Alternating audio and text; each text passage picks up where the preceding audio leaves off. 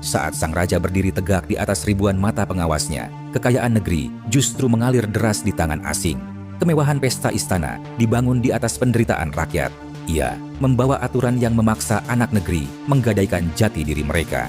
Baginya, ia adalah raja di atas raja yang duduk di singgasana istana. Sementara di luar istana, ada bayang-bayang Safak yang siap membungkam setiap penentangnya. Ia mengira dengan mengasingkan orang tua akan menghentikan segalanya. Seperti bara yang tertutup abu, kemarahan itu tampak padam di permukaan. Namun jauh di dalam dada jutaan rakyat Iran, api itu terus menyala. Ketika ketidakadilan menjadi hukum yang menutup telinga terhadap jeritan rakyat, dan ketika tanah air terasa lebih melayani kepentingan asing daripada anak bangsanya sendiri, revolusi bukan lagi sekadar pilihan. Ia menjelma menjadi takdir sejarah. Tahun 1979 menjadi saksi ketika lautan manusia memenuhi jalan-jalan Teheran. Teriakan mereka mengguncang istana, menggetarkan singgasana, dan mengakhiri kekuasaan sebuah monarki yang telah berdiri selama lebih dari 2000 tahun. Kekecewaan dan penindasan perlahan berkumpul menjadi arus besar yang akhirnya menyeret sebuah monarki terhadap campur tangan kekuatan asing yang terus mengatur nasib tanah air mereka. Inggris dan Uni Soviet sudah lama memegang kendali atas arah politik negeri ini. Bahkan pada tahun 1941, campur tangan mereka begitu kuat hingga memaksa Ayah Shah turun takhta, menegaskan bahwa kekuasaan di sini bukanlah milik rakyat, melainkan taruhan bagi kekuatan besar dunia. Sejak awal abad ke-20, Iran menjadi panggung perebutan pengaruh kekuatan dunia. Inggris dan Soviet menjadikan negeri Persia sebagai wilayah strategis untuk kepentingan politik dan ekonomi mereka. Setelah Perang Dunia Kedua berkecamuk, Inggris dan Uni Soviet menginvasi Iran pada tahun 1941 dan memaksa Reza Shah turun takhta. Peristiwa itu bukan sekadar pergantian seorang raja, ia menjadi simbol bahwa kedaulatan Iran masih dapat dipatahkan oleh kepentingan negara-negara adidaya. Di tengah pendudukan tersebut, putranya, Mohammad Reza Pahlavi, naik menggantikan ayahnya. Ia mewarisi negeri yang dilanda inflasi, kekacauan politik, dan krisis kepercayaan. Pahlavi mewarisi sebuah mimpi besar untuk mengubah Iran menjadi negara modern yang sejajar dengan tradisi-tradisi Barat. Sang penguasa itu telah mengukuhkan dirinya sebagai Syahansyah, raja di atas raja, yang membentuk kemajuan melalui modernisasi instan. Standar dunia Barat adalah motivasinya untuk membangun masa depan sebuah negeri. Saat Mohammad Reza Shah naik tahta di negara yang diduduki oleh kekuatan asing, lumpuh akibat inflasi masa perang, dan terpecah belah secara politik. Namun, secara paradoks, perang dan pendudukan telah membawa tingkat aktivitas ekonomi, kebebasan pers, dan keterbukaan politik yang lebih besar daripada yang mungkin terjadi di bawah pemerintahan Reza Shah. Banyak partai politik dibentuk pada periode ini, termasuk Partai Kehendak Nasional Pro-Inggris dan Partai Tudeh, Masa, Pro-Soviet. Partai-partai ini, bersama dengan gerakan serikat pekerja yang baru berkembang, menantang kekuasaan Shah muda yang tidak memiliki otoritas absolut seperti ayahnya. Pada saat yang sama, pengabdian Reza Shah telah memperkuat faksi-faksi ulama konservatif yang merasa tidak nyaman dengan program sekularisasi tersebut. Shah memposisikan dirinya sebagai penguasa tunggal dengan gelar Syahansyah atau raja di atas raja. Revolusi Putih menandai titik balik dalam perkembangan negara Iran. Ekspansi industri dipromosikan oleh rezim Pahlavi, sementara partai-partai politik yang menentang konsolidasi kekuasaan absolut Shah dibungkam dan didorong ke pinggiran. Dari Revolusi Putih tahun 1963, saat Shah Reza Pahlavi meluncurkan janji perubahan besar tanpa tumpah darah yang akan menjanjikan Iran akan setara dengan bangsa-bangsa maju di Barat. Ia mengajak rakyat meninggalkan masa ketertinggalannya menuju bangsa yang modern. Di bawah program ini, minoritas pemilik tanah dipaksa untuk melepaskan kepemilikan lahan yang luas untuk didistribusikan kembali kepada petani kecil. Pemilik tanah akan diberi kompensasi atas kerugian mereka dalam bentuk saham di industri milik kepemerintahan.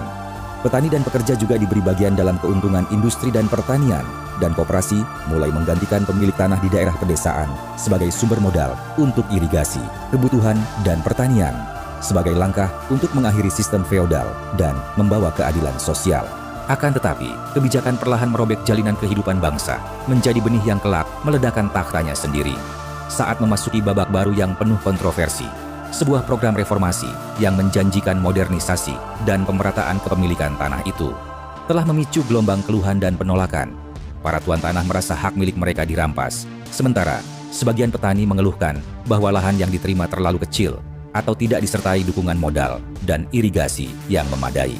Ribuan hektar tanah milik para tuan tanah dibatasi, lalu didistribusikan kepada para petani sebagai bagian dari reformasi agraria. Sebagian wakaf ulama diambil alih oleh negara, lalu dibagikan kepada petani yang selama ini merangkak di tanah sendiri. Petani tak punya benih, alat, maupun modal untuk mengolahnya. Sementara tanah itu berpindah kembali ke tangan penguasa. Jutaan rakyat pedesaan kehilangan tempat bergantung, berbondong-bondong pindah ke kota, hanya untuk hidup miskin di pinggiran jalan raya megah yang dibangun istana. Program tersebut menjanjikan pembagian tanah kepada petani, pembangunan industri, pendidikan yang lebih luas, serta perluasan hak-hak perempuan. Shah ingin menghapus sistem feodal yang telah mengakar selama berabad-abad dan membangun Iran menjadi negara modern yang kuat. Namun perlahan, harapan berubah menjadi kegelisahan. Tanah memang dibagikan, tetapi banyak petani menerima lahan yang terlalu kecil untuk menghidupi keluarganya. Mereka tidak memperoleh modal, benih, alat pertanian, ataupun sistem irigasi yang memadai. Tanah yang seharusnya menjadi sumber kehidupan justru berubah menjadi beban. Sementara itu, para tuan tanah kehilangan sebagian besar kepemilikan mereka. Sebagian tanah wakaf yang selama ini berada di bawah pengelolaan ulama juga diambil alih negara. Tidak sedikit tokoh agama yang melihat kebijakan itu sebagai upaya melemahkan pengaruh Islam dalam kehidupan masyarakat. Reformasi justru memicu memperdalam ketegangan politik, salah satu faktor yang memperbesar penentangan. Penerapan kebijakan-kebijakan ini terutama mengurangi dan menghilangkan pengaruh kuat kelas ulama, tetapi juga secara luas mengganggu kehidupan dan masyarakat Iran, merugikan ekonomi pedesaan, menyebabkan urbanisasi dan westernisasi yang cepat, menggoyahkan norma dan nilai sosial tradisional, dan memicu kekhawatiran tentang demokrasi dan hak asasi manusia. Dengan demikian, oposisi terhadap pemerintah menyatukan ulama konservatif, kaum kiri sekuler, dan lainnya yang sering menemukan titik temu di bawah panji identitas Syiah. Perlahan-lahan, benih-benih penolakan mulai tumbuh. Desa-desa yang dahulu menjadi nadi kehidupan kehilangan penduduknya. Ribuan keluarga meninggalkan sawah dan ladang menuju kota-kota besar dengan harapan menemukan kehidupan yang lebih baik. Di balik gedung-gedung tinggi dan jalan raya yang megah, lahirlah kawasan-kawasan kumuh yang dipenuhi keluarga miskin. Modernisasi memang mengubah wajah Iran, tetapi tidak mengubah nasib rakyatnya. Ketika istana semakin bercahaya, banyak rumah rakyat justru kehilangan pelitanya. Ledakan harga minyak pada awal 1970-an membawa kekayaan luar biasa bagi Iran. Pabrik berdiri, industri berkembang, persenjataan modern dibeli dalam jumlah besar. Namun kekayaan itu tidak mengalir secara merata. Di satu sisi berdiri istana-istana yang berkilauan oleh cahaya pesta. Di sisi lain, jutaan rakyat masih berjuang menghadapi inflasi, pengangguran, dan naiknya harga kebutuhan pokok. Semakin tinggi gedung-gedung menjulang, semakin lebar pula jurang yang memisahkan penguasa dan rakyat. Muhammad Reza Pahlavi membangun Iran dengan menggadaikan jati dirinya sendiri. Lewat Revolusi Putih, ia menjadikan gaya hidup Barat sebagai tolak ukur kemajuan. Shah berupaya menjauhkan negara dari agama. Ia membentuk sebuah aturan yang memberi hak kebebasan berbusana terhadap wanita. Tak ada kewajiban wanita menggunakan hijab. Menurut Shah, agama adalah penghambat ketertinggalan. Ia membuka pintu lebar-lebar bagi budaya dan kekuatan asing. Kepemerintahan mengajarkan ke sekolah-sekolah kurikulum yang membentuk budaya-budaya gaya Barat. Shah menyukai segala sesuatu yang berbau Barat. Ia mengakui bahwa Iran adalah negara terbelakang yang perlu diperadabkan seperti Eropa. Sementara Shah termotivasi membentuk Iran sebagai negara modern dengan merangkul sekularisme Barat. Ia adalah seorang Francophile dan sangat mengidolakan Charles de Gaulle, Presiden Prancis. Oleh karena itu, ia menerapkan teori politik Iran dan modernisasi ala Prancis yang menurutnya sebagai negara panutannya. Prancis dikenal dengan laïcité, pemisahan agama dan negara yang dibentuk dari bara api revolusi, dan keinginan agar tidak ada satu keyakinan yang menguasai ruang publik. Rezim Pahlavi yang sangat bergantung pada kekuatan Barat, khususnya Amerika Serikat. Ia membuka pintu lebar-lebar bagi budaya dan kekuatan asing. Pahlavi terlalu mengejar pertumbuhan dan mengabaikan pemerataan pendapatan. Dampaknya terasa ketika inflasi meroket di akhir 1976 akibat berakhirnya boom harga minyak. Dengan kata lain, terlepas dari kebijakan-kebijakan yang diklaim progresif, hitung-hitungan ekonominya tergolong suram bagi rakyat kecil.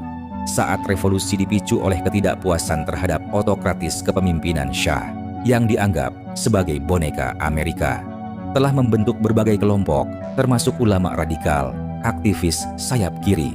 Mereka menuntut kebijakan negara yang diatur sesuai kepentingan luar, sementara rakyat tidak menikmati hasil buminya sendiri. Iran merupakan pengekspor dan pemasok minyak yang menjadi urat nadi perekonomian dan industri Israel. Iran telah menjadi basis operasi spionase Israel. Salah satu penentang paling vokal adalah ulama Syiah, Ayatollah Ruhollah Khomeini, setelah mengecam kedekatan Syah dengan Amerika Serikat. Khomeini menentang seluruh diplomatik bantuan yang diberlakukan rezim despotik Syah kepada Zionis. Tokoh Syiah itu mengungkap adanya rahasia dan hubungan terbuka Shah Pahlavi dengan Israel. Kekayaan minyak meluap tak terkira. Pabrik berdiri, senjata canggih dibeli bertriliun. Ia menumpuk di kantong sekutu asing, di dompet kalangan dekat istana, dan pesta-pesta mewah yang tak pernah dilihat mata rakyat biasa. Kesenjangan melebar tak terbayang. Di satu sisi gemerlap kemewahan, di sisi lain kelaparan dan ketertinggalan yang makin dalam. Minyak yang berjumlah besar, yang mencapai 20 miliar dolar, justru dihabiskan untuk foya-foya dalam perayaan ulang tahun monarki mereka. Khomeini menentang keras Pahlavi atas penindasan terhadap rakyat. Sementara provokasi dan seruan-seruan pada tahun-tahun setelah kebangkitan revolusi AONER semakin berkembang di bawah pemimpinan Khomeini yang meningkatkan kesadaran publik dengan menyebarkan selebaran, merekam pidato-pidato Khomeini, dan mengadakan pertemuan-pertemuan rahasia. Rezim Pahlavi mencoba untuk meredam gerakan ini dengan menangkap dan mengasingkan Khomeini ke Najaf, Irak. Setelah diusir oleh Saddam Hussein, ia kemudian pergi ke Perancis. Saat pengasingannya, Khomeini menanamkan benih perubahan yang ditebar di kota Najaf. Dari kejauhan, yang kelak akan tumbuh menjadi badai yang meruntuhkan takhta yang tampak tak tergoyahkan. Pidato-pidato Khomeini, pesan-pesannya menggugah hati jutaan warga Iran. Para ulama revolusioner dan rakyat bersatu, dan slogan kemerdekaan, kebebasan, Republik Islami.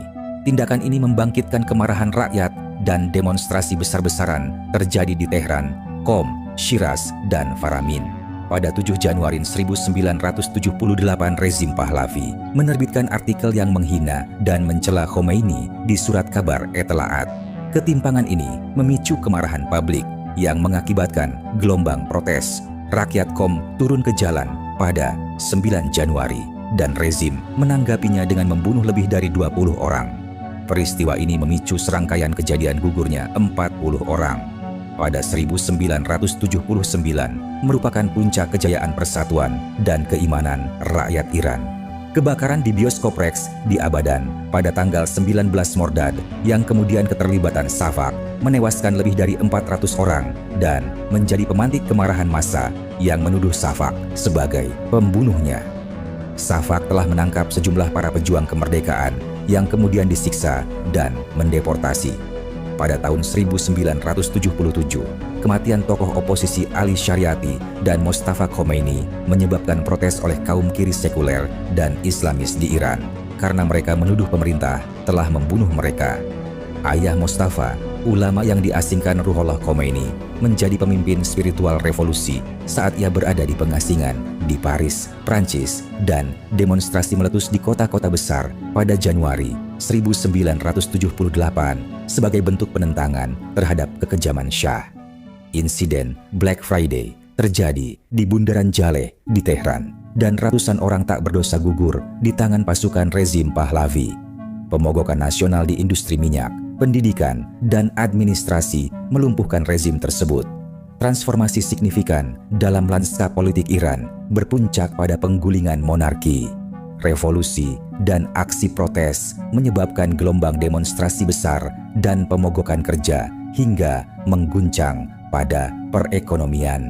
Sementara di pengasingannya di Perancis, Khomeini selalu memantau kejadian yang sedang memanas di Iran. Ia merekam komentarnya dan memotivasi untuk bangkit. Ketika rezim Shah Pahlavi mengendalikan seluruh akses seperti surat kabar, radio, dan televisi. Dari pengasingannya di Perancis, Khomeini merekam pidato-pidatonya yang penuh kritik terhadap pemerintahan Shah.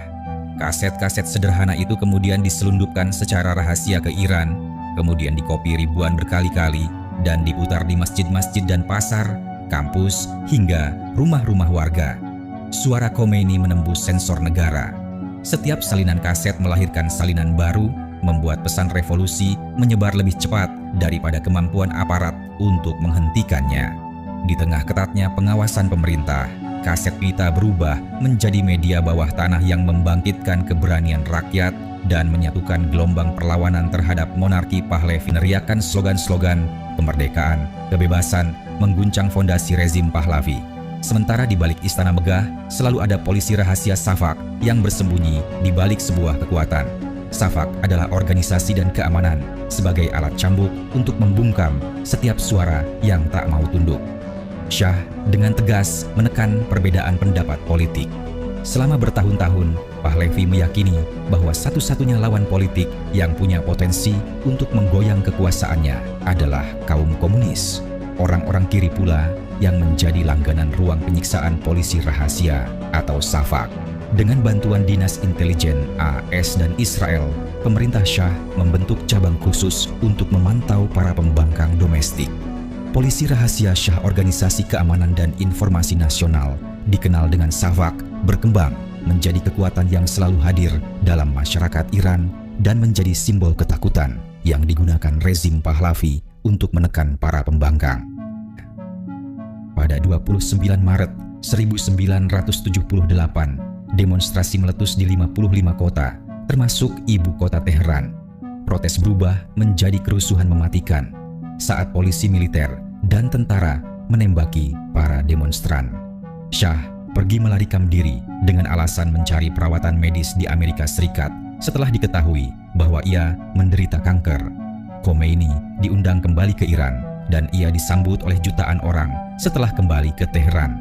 Pada 11 Februari, gerilyawan bersenjata mengalahkan pasukan Syahis terakhir, membawa Khomeini ke tampuk kekuasaan. Pada 1 April 1979, Iran secara resmi menjadi Republik Islam, menyetujui konstitusi teokratis republik. Antara 532 dan 60.000 orang tewas dalam demonstrasi dari tahun 1978 hingga 1979. Iran akan menjadi negara teokrasi Muslim Syiah yang sangat anti-Barat dan anti-Amerika, dengan kemarahan atas dukungan AS terhadap Shah yang memuncak dalam krisis Sandera Iran pada bulan November. Sehari kemudian, ribuan santri dan ulama di Qom turun ke jalan. Penindasan pasukan keamanan memakan korban jiwa, dan menurut tradisi, setiap 40 hari masa berkabung memicu gelombang protes baru yang makin besar meluas ke seluruh kota. Demonstrasi tak lagi hanya milik ulama, mahasiswa, pedagang pasar, pekerja, hingga golongan sipil bersatu. Setiap penembakan rakyat melahirkan kemarahan yang lebih dalam. Pada 19 Agustus 1978, kebakaran gedung bioskop Rex di Abadan yang menewaskan ratusan orang disalahkan pada rezim memicu kemarahan meluas yang tak lagi bisa diredam. Pekerja minyak mogok kerja total, sumber penghasilan utama negara terhenti. Pedagang pasar menutup toko. Seluruh sendi kehidupan berhenti berputar. Di bulan suci Muharram, jutaan orang berjalan beriringan di jalanan Teheran dan kota-kota lain. Di bawah kepemimpinan Ayatollah Ruhollah Khomeini yang menentang reformasi Shah bertujuan untuk mengurangi otoritas keagamaan. Pada akhirnya, Shah turun takhta, membuka jalan bagi kembalinya Khomeini dan pembentukan Republik Islam. Meskipun revolusi berhasil membongkar monarki, revolusi tersebut juga menyebabkan rezim baru yang menekan perbedaan pendapat politik dan menerapkan struktur pemerintahan teokratis, mempertahankan kendali signifikan atas kehidupan warga negara. Pasca revolusi tersebut, Iran terlibat dalam konflik, terutama Perang Iran-Irak, sementara negara itu bergumul dengan perpecahan internal dan hubungan yang tegang dengan Amerika Serikat. Revolusi sebelum tahun 1978 gagal membatasi secara signifikan otoritas raja tradisional Iran, Shah, atau justru meningkatkan kekuasaan Shah dengan mengorbankan para pedagang berpengaruh, politisi reformis, dan ulama. Meskipun pertempuran sporadis dan terkadang sengit berlanjut selama sebulan, harapan kaum royalis berakhir pada bulan Februari ketika Khomeini kembali dari pengasingan dan disambut sebagai pembebas oleh sebagian besar rakyat Iran. Para letnanya telah mendominasi ibu kota, Teheran, dan sebagian besar kota besar, dan mereka dengan cepat memperluas kekuasaan mereka ke pedesaan. Bersamaan dengan itu, rezim baru membersihkan angkatan bersenjata dan pemerintah dari mantan pejabat kekaisaran, mengeksekusi ratusan orang dan memenjarakan lebih banyak lagi. Pasukan keamanan Islam Garda Revolusi membantu dalam tindakan ini dan dengan cepat berkembang menjadi organisasi militer yang sengaja dirancang untuk melawan tentara yang masih dicurigai. Kini, revolusi mengambil bentuk baru ketika para ulama berupaya menciptakan Republik Islam. Tujuan ini sejalan dengan keinginan Khomeini untuk mendominasi agama dalam semua aspek pemerintahan dan budaya. Revolusi dimulai dengan konstitusi baru yang menjadikan Khomeini sebagai pemimpin tertinggi sebuah jabatan seumur hidup. Ia kini berwenang untuk menunjuk semua pejabat pemerintah dan memilih setengah dari anggota Dewan Penjaga, semacam majelis tinggi yang dapat memveto tindakan apapun dari majelis parlemen Iran. Meskipun sebagian besar warga Iran menyambut baik runtuhnya monarki, sejumlah besar orang juga menentang penggantiannya dengan teokrasi. Selama tahun 1979 sampai 1980, penentangan ini menjadi penyebab pertikaian politik dan kekerasan ketika revolusi berbalik melawan dirinya sendiri. Perjuangan ini sama kerasnya dengan upaya untuk menggulingkan Syah setahun sebelumnya, mengurangi otoritas pusat dan memungkinkan banyak kelompok radikal untuk berkembang. Kaum sekularis berhaluan kiri termasuk di antaranya. Mereka melancarkan perang gerilya melawan para ulama yang menyebabkan pembunuhan lebih dari 1.000 pejabat pemerintah pada tahun 1980. Mahasiswa militan juga membentuk kelompok-kelompok otonom. Salah satunya merebut kedutaan besar Amerika dan menyandera orang-orang pada tanggal 4 November 1979, memicu kebuntuan selama 444 hari antara Amerika Serikat dan Iran. Kedua negara memutuskan hubungan diplomatik pada tanggal 7 April 1980 dengan cepat mengubah aliansi lama mereka menjadi hubungan yang bermusuhan. Selanjutnya harus menghadapi invasi dari Irak yang dimulai pada 22 September 1980. Secara paradoks, perang panas dengan Irak yang menyebabkan sekitar 1 juta korban jiwa dan berlangsung hampir 8 tahun dikombinasikan dengan krisis sandera kedutaan Amerika, meningkatkan dukungan untuk Republik Islam, memungkinkan Khomeini untuk menstabilkan rezimnya dan menghilangkan atau membungkam oposisi domestik. Revolusi Islam di Iran secara radikal mengubah kedudukan internasional negara itu, sementara perubahan dalam politik internal jauh lebih sedikit. Meskipun Syah telah tiada, rakyat Iran mendapati bahwa Republik Islam bisa sama represifnya dengan rezim lama. Debat politik di luar basis ulama tidak ditoleransi dan rakyat Iran didorong, bahkan dipaksa untuk menghindari budaya barat. Pemerintahan baru mengalami pasang surut karena ulama reformis dan konservatif berjuang untuk mendapatkan kekuasaan dan kendali. Tetapi ketika Iran memasuki abad ke-21, negara itu masih merupakan teokrasi yang bentrok terhadap warganya sendiri.